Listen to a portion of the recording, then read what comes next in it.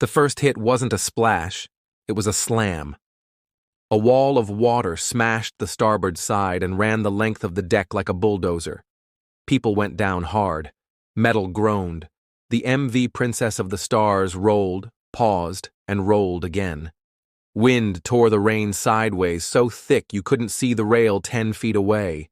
The ship's horn sounded once, long and low, and vanished into the roar. Inside the economy section, the floor stopped being a floor. It became a slope. Coolers slid. Bags slid. People slid. A mother locked both arms around two kids and dug her heels into a post while a row of bolted seats ripped free and skated past. In a cabin up the corridor, a suitcase crashed out of a rack and hit a man's shin. The lights flickered, steadied, and flickered again. Typhoon Fengshen had shifted. What should have been a skirt around turned into a head-on hit. The sea wasn't rolling anymore. It was building.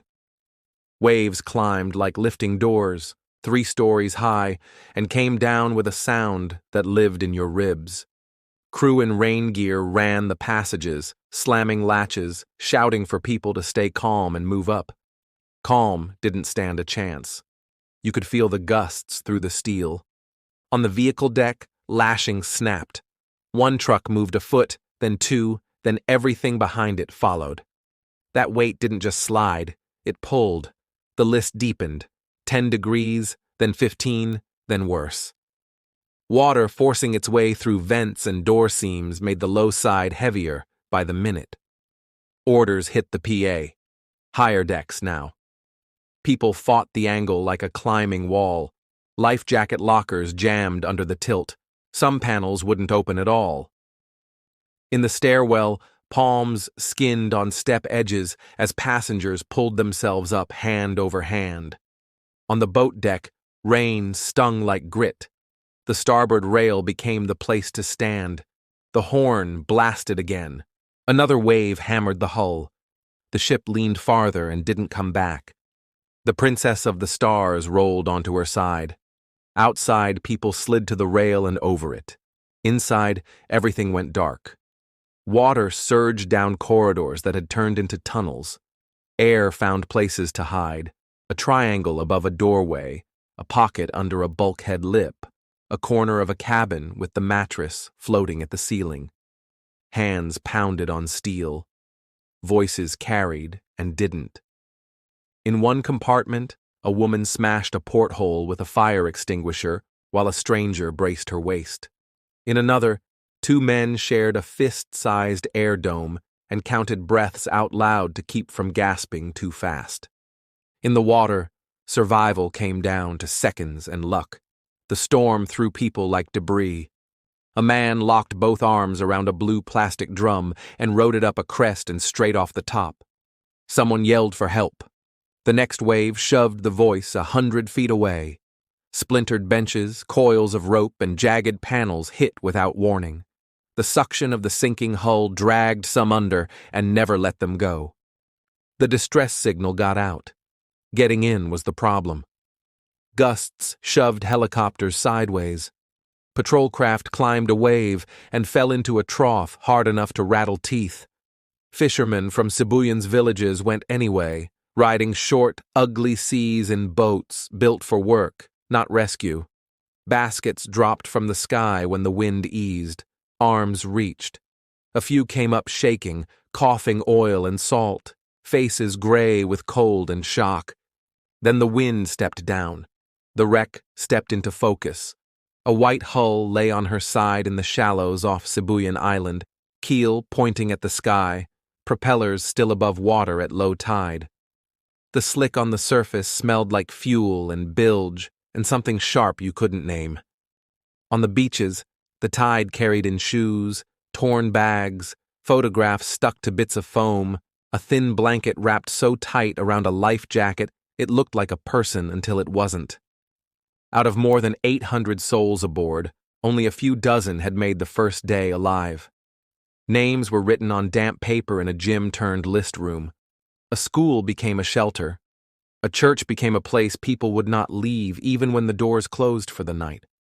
Divers went in when the sea let them. You don't see much in a wreck like this. You feel it. A gloved hand stays on metal because if you lose that contact, you lose direction. Silt turns the beam into a white wall 2 feet wide. A line runs back to daylight and the boat. One diver watches the line. The other watches the work and the time, because time in that place is oxygen, and there's no bargaining with it. Inside, some were still strapped into seats. Others had jammed themselves into corners, bodies holding the angles the ship forced on them. In one corridor, a hatch bent inward showed where someone had tried to shoulder it open against gravity gone wrong. In a cabin, a child's shoe sat under a bunk screwed to what used to be a wall. Then came a new problem no one wanted. In the cargo were drums stamped with a word most people had never heard, endosulfan, a pesticide potent enough that other countries had already banned it. Drums had shifted. Some could have ruptured. Recovery stopped while hazard teams sampled water and argued with the tide about what it had already carried down coast. Families on the seawall watched men in white suits string caution tape and asked why there were lines now when there hadn't been any before the sailing. Grief hardened into questions that didn't blink. Why did a passenger ferry leave with storm signals up along its route? Why did a track change that morning not turn her back? Why did life-saving gear sit behind lockers that jammed under a predictable angle? Why was a load like that pesticide under people's feet? Investigators pulled weather bulletins and radio logs. They traced a line on a chart from Manila to the Sibuyan Sea and drew an X where the turn toward the island's lee began, and where the storm took that plan away. They recorded survivor accounts, the tilt, the orders to move up, the lockers that wouldn't open, the trucks slamming loose below, the stair steps turning into something you had to climb with both hands. Across the country, mourning took familiar shapes. Church bells, names read under fluorescent lights, coffins on chairs beneath tarps in heat that didn't care about sorrow. In some towns, a family table lost every adult in a single day. In others, one child came home and everyone else on the manifest did not. People taped photographs to the fence outside the company's office and waited for answers that felt like excuses. The company's past sat in every conversation whether anyone spoke it or not. Another name, Doña Paz, lived under this one like a watermark. Different year, same letterhead. A number so large people say it softly. Thousands. Promises had been made after that fire and collision. Promises were made again now. Rules would be tightened. Caps and clearances would change. Declarations for dangerous cargo would be stricter. Permission to sail under storm signals would be clarified. On paper, a lot is easy. On water, the wind still has a say. Here's what stayed true no matter how the paperwork read. The Princess of the Stars rolled and did not stand again. The sea put a timeline on every choice that morning. On the order to turn, on the trucks that moved, on the doors that stuck, on the call for life jackets that came when the lockers were already angled shut. The storm didn't need malice, it just needed minutes. Today, the wreck rests where the reef holds it.